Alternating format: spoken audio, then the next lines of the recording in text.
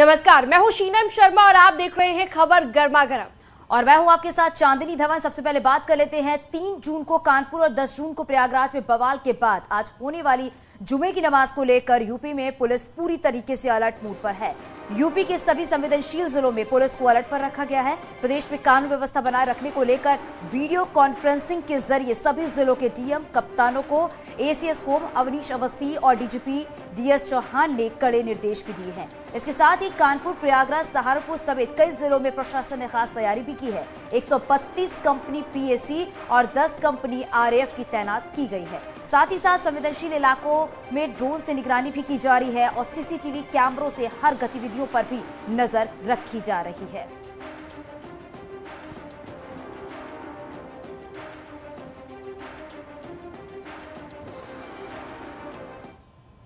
बीते 2 शुक्रवार को जो हिंसा हुई, प्रदेश भर में पुलिस को अब मुस्तैद कर दिया गया कि आज जुम्मे की नमाज के बाद किसी भी तरह की हिंसा या फिर उपद्रव को रोकने के लिए प्रशासन ने खास तैयारियां की हैं।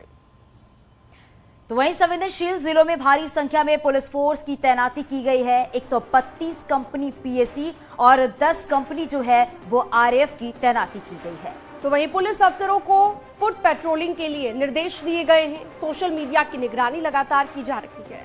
वहीं भड़काऊ पोस्टर पर कड़ी कार्रवाई के निर्देश भी दिए गए हैं। संवेदनशील इलाकों की ड्रोन से निगरानी लगातार की जा रही है। सभी जगहों पर धर्म गुरुओं से संवाद किया जा रहा है। कानून को हाथ में लेने वालों पर भी सख्त कार्रवाई के निर्देश यहां पर दिए गए हैं। तो संवेदनशील जिलों में पुलिस पहले से ही अलर्ट मोड पर है। कानपुर और प्रयागराज में खासी एहतियात जो है वो बरती जा रही है। तो अब तक 2 शुक्रवार को हिंसा हो चुकी है। 3 जून को कानपुर में हिंसा हुई थी, 10 जून को प्रयागराज समेत कई शहरों में हिंसा हुई। लिहाजा जून महीने के तीसरे शुक्रवार यानी कि आज होने वाले जुम्मे की नमाज को लेकर पुलिस अलर्ट पर है। ड्रोन से निगरानी की जा रही है। मेरठ से सिद्धार्थनगर और संभल से सहारनपुर तक पुलिस चुस्त है।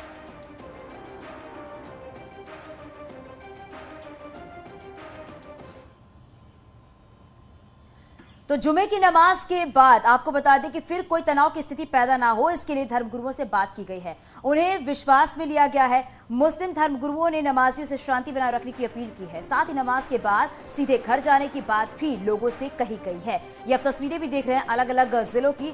झांसी, शामली, बहराइच और सहारनपुर में पुलिस किस तरीके से मुस्तैद है और यहाँ पर धर्मगुरुओं से बातचीत करके उनसे ये कहा जा रहा है कि बाकी जो नमाज पढ़ने के लिए आ रहे हैं वो नमाज पढ़ के सीधा अपने घर जाए।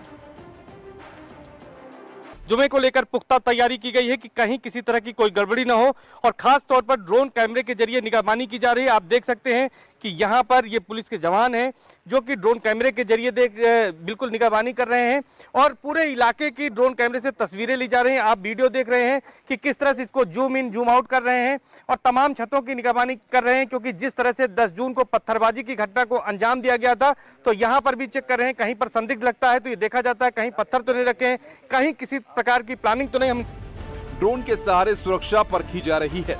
साथ ही उन इलाकों में खास ख्याल रखा जा रहा है जहां पिछले जुमे को पत्थरबाजी हुई थी। ये बताइए कि किस तरह से आप इसको वर्क कर रहे हैं और कितनी दूर तक इससे जो है वो तस्वीरें ली जा सकती हैं? सर 2 किलोमीटर तक इससे तस्वीरें ली जा सकती हैं। होम पोजीशन से 2 किलोमीटर तक इसकी तस्वीरें ली जा सकती हैं। जहां आप बैठे हैं यहाँ से 2 किलोमीटर तक। तो किस तरह से आप इसको जूम करके देख रहे हैं? छतों पर क्या देख रहे हैं? जॉयस्टिक से जूम आउट जूम इन किया जाता है सर। जहाँ पर संदिग्ध दिखता है वहाँ पर इस पे देखा जाता है, उसकी वीडियो बनती सर।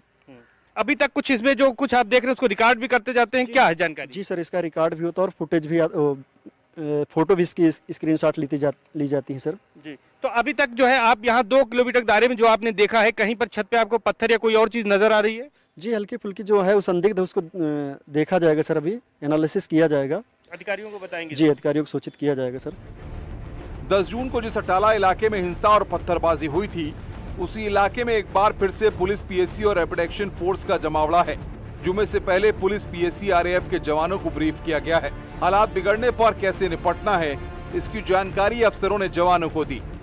10 जून को जुमे की नमाज के बाद इसी अटाला इलाके में हिंसा हुई थी और उसके बाद हालांकि धीरे धीरे हालात सामान्य हो रहे हैं। एक बार फिर से जुमा है तो जुमे को लेकर एक बार फिर से जो फोर्सेज हैं वो अपनी तैयारी कर रही हैं और तमाम जो फोर्सेज हैं, चाहे आरएएफ हो, पीएसी हो, यूपी पुलिस हो, सब यहाँ पर मौजूद हैं। उनकी ब्रीफिंग की जा रही है। पुलिस फोर्स अपनी तैयारी पुख्ता करने का दावा कर रही है। सुरक्षा को लेकर कोई कोताही न हो, इसका पूरा इंतजाम किया गया है। जवानों को हथियारों से लैस होकर ड्यूटी पर तैनात रहने के निर्देश दिए गए हैं। हमारे जवान पूरी तरह से तैयार है, वेल इक्विप्ड है। हम लोग किसी भी तरह के अराजक तत्व से अच्छी तरह से निपटेंगे। किसी तरह की घबराने की कोई बात नहीं है। हम पूरी तरह से जो भी स्थिति होगी उसका मुकाबला करेंगे। आप लोगों के पास तमाम हम लोग देख रहे हैं कि गन्स भी हैं, तो ये कैसी गन्स हैं और कैसे इसको फायर करके उपद्रवियों को हटाया जा सकता है, भगाया जा सकता है? ये हम हमारी सिखलाई है, हम अपने हिसाब से इसको इस्तेमाल करेंगे। जवान जिस तरह की भीड़ अगर आती है तो कितनी भीड़ आएगी, तो आप लोग उसके लिए पूरी तरह से तैयार हैं, उनको तितर बितर की संख्या हो, हमारे पास इतनी नफरी है, हम उनसे अच्छी तरह से निपटेंगे। प्रयागराज में अमन चैन बना रहे, इसके लिए हर स्तर पर काम किया गया है। सुरक्षा कायम रहे और शांति बनी रहे, इसके लिए बैठकों का दौर भी खूब चला है। चप्पे चप्पे पर निगरानी रखने के साथ साथ पुलिस फोर्स की तैनाती भी बढ़ाई गई है। Bureau report, news 18।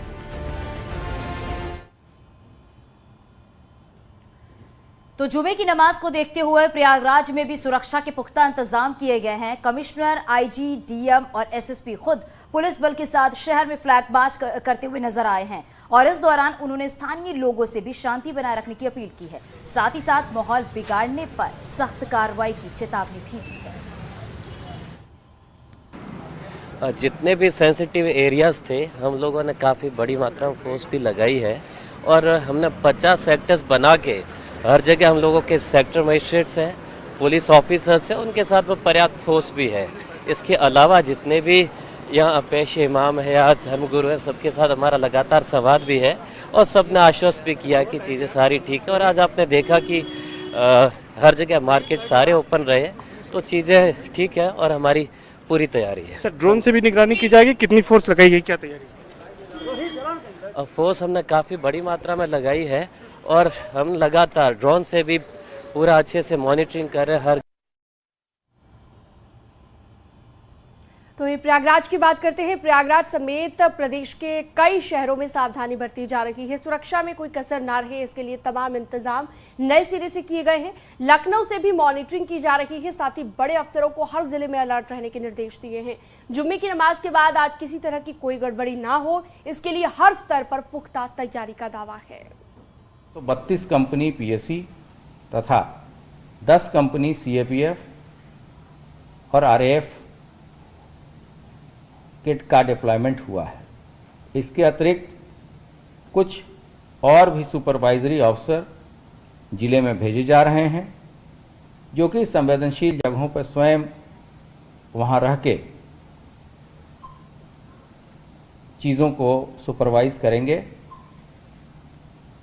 व्यवस्थाएं ऐसी की गई हैं कि इस बार किसी तरह का कोई डिस्टर्बेंस ना हो। सभी धर्मगुरुओं के साथ, सभी सिविल सोसाइटी के लोगों के साथ, सभी पीस कमेटी के मेंबर के साथ तथा जो हमारे डिजिटल वॉलंटियर्स हैं, उनके साथ लगातार हम लोगों की मीटिंग हुई है और ये मीटिंग चौकी इंचार्ज, थानाध्यक्ष, डिप्टी एसपी, एडिशनल एसपी तथा जिला स्तर पे कराई गई है। तो जुमे की नमाज को लेकर मौलाना खालिद रशीद फरंगी महली ने अपील की है कि लोग नमाज के बाद सीधे घर जाएं और किसी तरह की नारेबाजी या प्रदर्शन बिल्कुल ना करें। प्रदेश में शांति बनाए रखें। है कि मसाजिद अल्लाह की इबादत के लिए हैं, नमाज पढ़ने के लिए हैं, लिहाजा मसाजिद के बाहर किसी भी किस्म की नारेबाजी या किसी भी किस्म का मुजाहरा हरगिज़ ना किया जाए और जुमे की भी नमाज पढ़ने के बाद अल्लाह की बारगाह में दुआ की जाए और सब लोग खामोशी के साथ अपने घरों पर अपने कारोबार के लिए तशरीफ़ ले जाएं और किसी भी किस्म का मुजाहरा और किसी भी किस्म के नारेबाजी हरगिज़ ना की जाए और हर तरीके से अमन व अमान बरकरार रखा जाए। और चलिए बढ़ते हैं अगली खबर की ओर। मिशन 2024 की तैयारी में बीजेपी अभी से जुट गई है। आज बीजेपी लखनऊ मुख्यालय में वीक बूथ कमेटी की बैठक करने जा रही है, जिसमें प्रदेश के बीजेपी से सभी राज्यसभा और लोकसभा के सांसद मौजूद रहेंगे और इसके साथ ही प्रदेश अध्यक्ष स्वतंत्र देव सिंह, संगठन महामंत्री सुनील बंसल भी बैठक में शामिल होंगे। सभी 80 लोकसभा सीटों 403 विधानसभा क्षेत्रों में पार्टी के कमजोर बूथों को A, B, C, D category में बांटा गया है। इसमें विधायकों को 25-25 और सांसदों को 100-100 बूथ आवंटित किए गए हैं।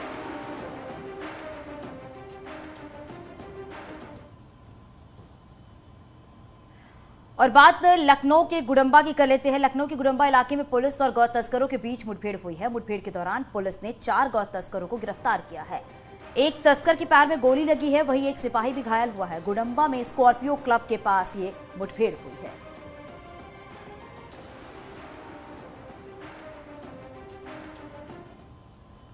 तो वहीं दूसरी तरफ कोरोना संक्रमण फैलाने के आरोप में दर्ज सभी मामले यूपी सरकार ने वापस ले लिए हैं। इलाहाबाद हाईकोर्ट में राज्य सरकार ने हलफनामा दाखिल कर इसकी जानकारी दी है।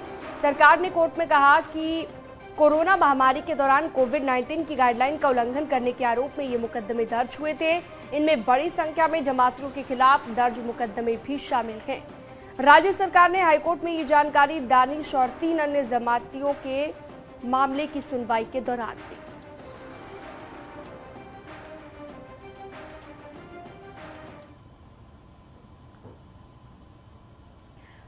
प्रयागराज में गर्ल्स हॉस्टल में कैमरा लगाने के आरोपी हॉस्टल संचालक को जिला कोर्ट से जमानत मिल गई है।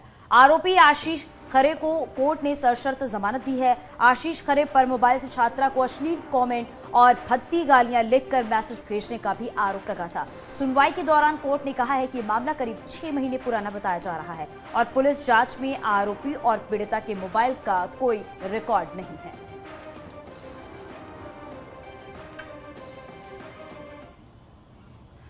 हरदोई के जिला महिला अस्पताल में होमगार्ड और तीमारदार के बीच धक्का मुक्की का एक वीडियो सोशल मीडिया पर वायरल हुआ है। जानकारी के मुताबिक तीमारदार अपने मरीज के पास जा रहा था, लेकिन ड्यूटी के दौरान होमगार्ड ने उसे जाने से मना कर दिया।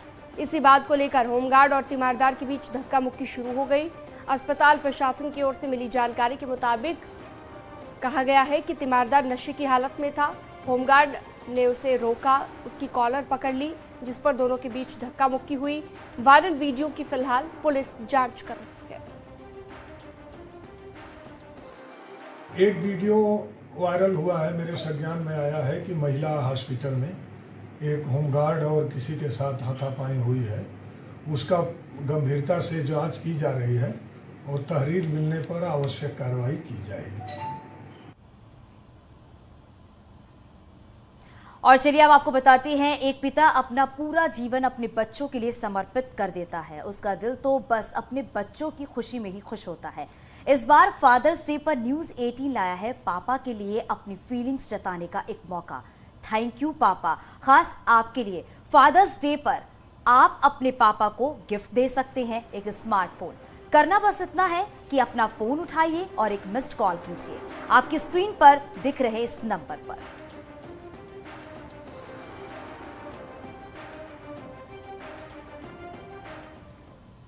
हम सभी चाहते हैं कि हमारा अपना सपनों का घर हो, लेकिन योजना बनाने से पहले कुछ जरूरी बातें हैं जिनका आपको ध्यान रखना बेहद जरूरी है। आइए जानें कि वो क्या है। आपके सपनों का घर बनाते समय निर्माण से जुड़ी काफी सारी सामग्री का प्रयोग किया जाता है, जो आपके घर को सॉलिड बनाती है। ये सामग्री चुनते और खरीदते समय हमें सबसे पहले ये जानकारी होनी चाहिए कि कब हमें कौन कौन सी सामग्री की आवश्यकता है और उनकी गुणवत्ता को निर्धारित कैसे किया जाए।